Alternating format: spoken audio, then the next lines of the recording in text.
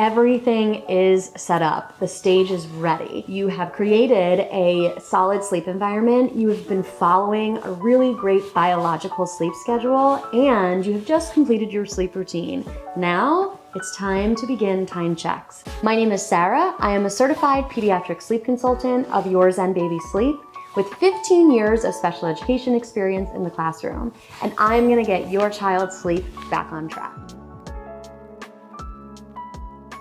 So I want you to put your baby or toddler or preschooler in their crib or bed awake. And I want you to say good night, I love you, turn off the lights, turn on the sound machine, and you're going to leave the room. So hopefully they are going to happily play and self-soothe and find their comfy spot and drift off into a nice peaceful sleep. Realistically, it's not going to look like this.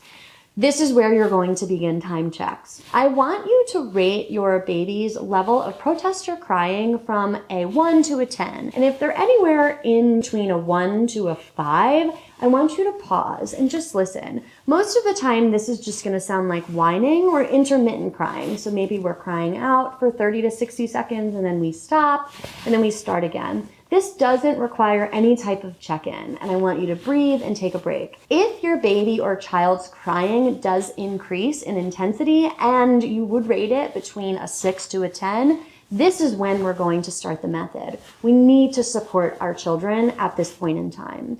So you can follow this chart as an example of how to run time checks in increasing increments. I'm just gonna go off of day 1 and check 1. You'll set the timer for 2 minutes. At the end of the 2 minutes, if your child is still crying, I want you to go in and offer some support.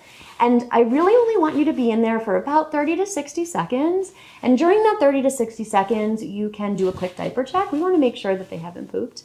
I want you to do a quick environment check. I wanna make sure they're in a safe spot in the crib. And we can provide some physical comfort, rubbing cheeks, rubbing belly or back, but I don't want you to pick them up. That can be very confusing to a child who is used to being rocked or cuddled to sleep. So I want you to keep them in the crib and I want you to soothe at the crib side. If your child is standing, no need to lay them back down. They likely have the skill of doing that on their own and they should be allowed to do that by themselves.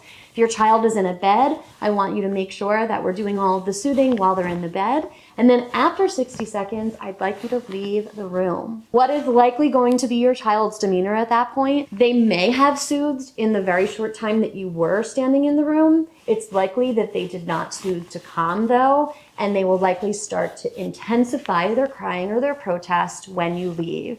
And this is when we start another round. So go to that chart, start your timer for 4 minutes. At the end of the 4 minutes, if they're still crying, you're going to repeat the previous steps, and then we're going to move to 6 minutes and then 8 minutes. The rest of the night, you will be using 8 minutes for your checks every time they wake up. I want you to make note after your child falls asleep, the amount of time that you waited at that last waiting period, and use that amount of time the next time they wake up. So I'm gonna give you a specific example. When your child fell asleep at bedtime, in the first couple nights, it's likely going to be during that 8, 10, or 12-minute check.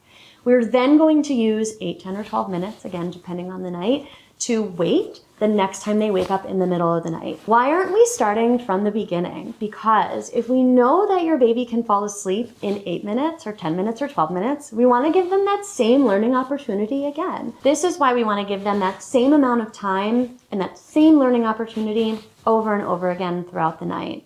You will also use this same method for naps. And you're going to move down the chart to day 2 for your first day of nap training and use the numbers for day 2 on nighttime for that night. You'll notice on the chart that every day the amount of time you're waiting increases and each waiting period also adds a couple minutes. The theory behind this is that it's going to give your child more and more space to learn how to self-soothe while still allowing you to be there for them and be part of the process, making sure they're safe, making sure they feel supported, but still creating a boundary that is their job to learn sleep, and it is your job to teach them how to sleep. What can you expect in terms of length of time for time checks? This is very variable, just depending on your child's age.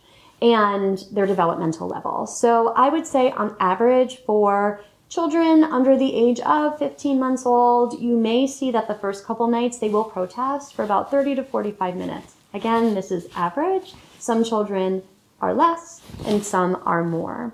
As we get into the toddler years, they will probably protest longer than that. So it isn't uncommon for kids to be intermittently crying. That means on and off, not for a straight hour, but they may be intermittently crying for about 45 minutes to even as much as an hour and a half. An hour and a half is definitely an outlier, and if you're seeing that happen, you're seeing a lot of protest and you're not seeing much improvement after the first couple nights and days of naps, I want you to look at your response. How are you responding? Are you providing too much support? Are you being very black and white? Are you soothing too much that it's confusing to them? So if that is the case, I really want you to pull back and really understand that your role in all of this is to be their support system and not necessarily to be the person who is soothing them completely to sleep anymore.